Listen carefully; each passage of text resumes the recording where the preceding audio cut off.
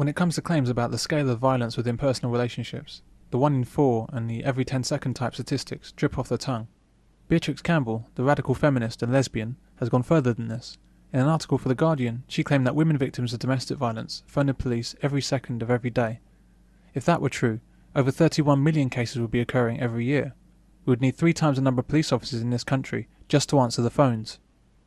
Despite the sheer impossibility of her claims, figures like these are still regularly published by feminist media sources in the UK, particularly The Guardian, The Independent and the BBC. Now, every minute of every day, police receive a call about domestic violence, and each week 2 women die as a result of it. With an incident being reported to the police every 10 seconds. That official statistic may be shocking enough, but while many victims still refuse to come forward, the true picture is almost certainly worse. The big problem with this factoid is that we're not told what an incident is. How many of these incidents are a man calling about a violent wife? How many incidents are a child calling about a violent mother? How many incidents are a woman calling about a lesbian partner? How many are false accusations? How many are repeat callers? How many are about arguments rather than any physical abuse? Because we're deliberately not given any of this information, the audience is led to believe that all of these incidents relate to women calling about men who are beating them up. This factoid, like so many others with domestic violence, is absolutely meaningless. Domestic violence is often described as an epidemic. A domestic violence epidemic is sweeping Britain. An epidemic, really? So it's contagious, this violence? Only men can catch the disease and only women can suffer the effects? Surely an epidemic is something different. The flu outbreak of 1918 was an epidemic. That killed 228,000 people in the UK within 4 months. People had to pile hundreds of dead bodies on street corners every day for collection and mass burial. Did you see any piles of beaten up dead women on your street corner this morning? Why is domestic violence described as an epidemic when it bears no relation to what an epidemic is? There is no epidemic of domestic violence, and it's not a growing problem. But there is an epidemic of crap journalism and a growing problem of lying politicians, police officers and charities, all misinforming the public. According to a survey by the Daily Mirror, apparently 1/3 of men thought wife beating was okay under certain circumstances. This is undoubtedly correct, although I'm sure that the men who answered were not asked, "Is wife beating okay with you?" They would have been asked something like, "Could slapping a wife ever be justified?" A yes would be processed into, "Wife battering equals okay." Cue hysteria.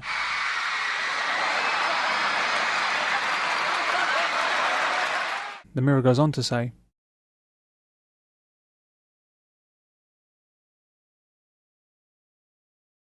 "Well, that's because it's unlikely the dog deserved it. But seriously, as with many feminist surveys like this, the answers that people give bears very little relation to the conclusions drawn."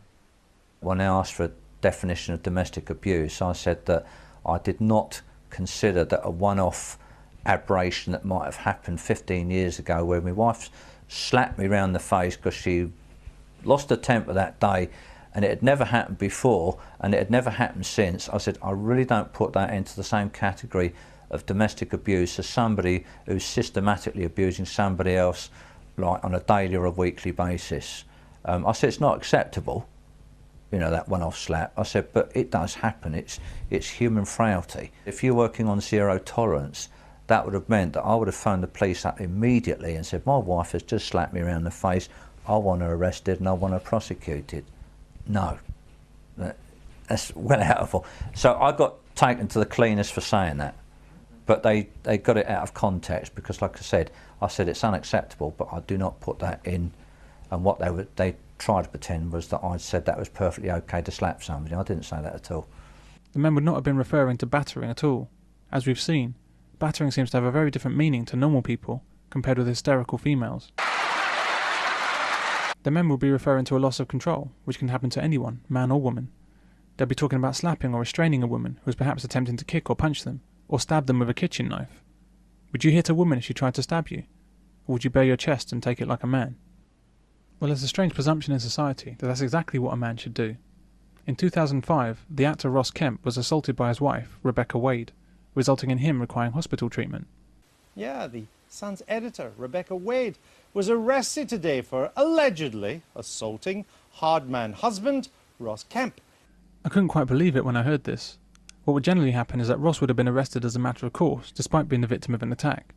For the woman to be arrested, this must have been one hell of a serious attack, probably involving a weapon, and the arresting officers must also have been unusually intelligent and open-minded about what went on, compared with the stated police line of domestic violence. With the arrest policies, if a man does call a woman, the chances are he'll be taken away.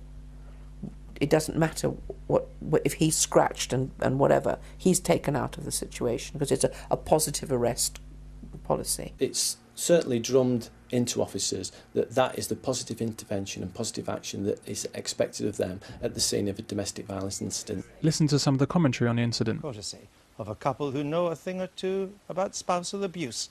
You see it here on the sofa. Has she got previous and going home at 4 in the morning and bashing her husband? Well, she never beat me up when I was her editor at you're News not of the married World, to but her. she's a fiery redhead. Allegedly, I'm told. He But said on never a bar mind. of soap, didn't he? I mean, it is just utterly hilarious, isn't it? I mean, I don't think she's beaten him up before. I mean, he is Ross Kemp, he's Grant Mitchell, and Henno from Ultimate Force. I mean, it's not playing very well for him, is it? He won't be now. The toughest man in Britain, brought to his knees by Rebecca Wade, about 5'8", 8.5 stone. It's not great. It seems Ross Kemp is in something of a bind here. Piers Morgan says that he's somehow unmanly for being injured by his wife. But if he'd defended himself and perhaps injured her, then he's not a tough guy. He's one of those evil wife beaters that we're told lies behind every front door.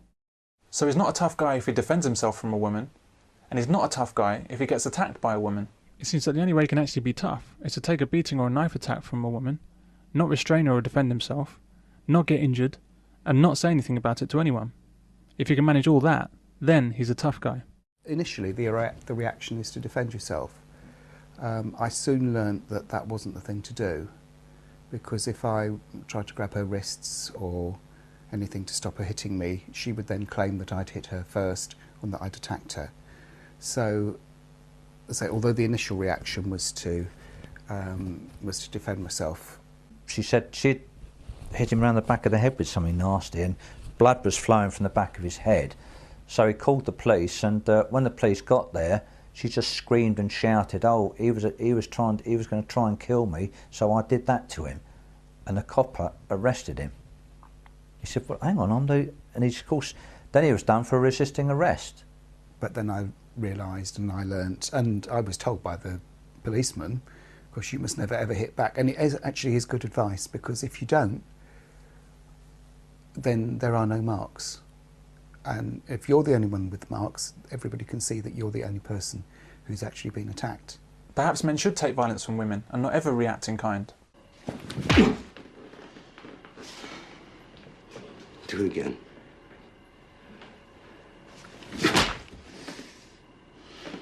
One more time. And perhaps there's nothing a woman could say or do that could justify a slap. It wasn't a miscarriage. It was an abortion. An abortion, Michael. It was a son, and I had it killed because this must all end.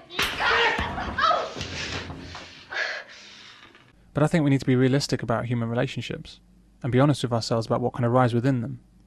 Women can and do incite and provoke violence from men, often in full knowledge that violence can be the only result. These women should never be classed as victims.